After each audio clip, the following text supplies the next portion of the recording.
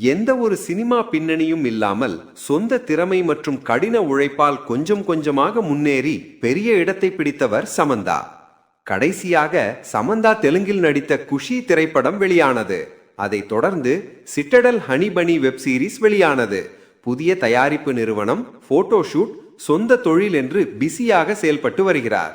இந்நிலையில் சமந்தா சமீபத்தில் ராஜ் நிடிமோருவை இரண்டாவது திருமணம் செய்து கொண்டார். திருமணமான உடனேயே ஹனிமூன் செல்லானால் நேராக படப்பிடிப்பில் கலந்து கொண்டதை ரசிகர்கள் பெரிதும் பாராட்டினார்கள். அவருடைய அர்ப்பணிப்பு மீண்டும் பேசுபொருளாகி விட்டது. சமந்தா ராஜ் திருமணத்திற்கு பிறகு அவர்களின் ஹனிமூன் குறித்து பல செய்திகள் இணையத்தில் வைரலாகி வருகிறது.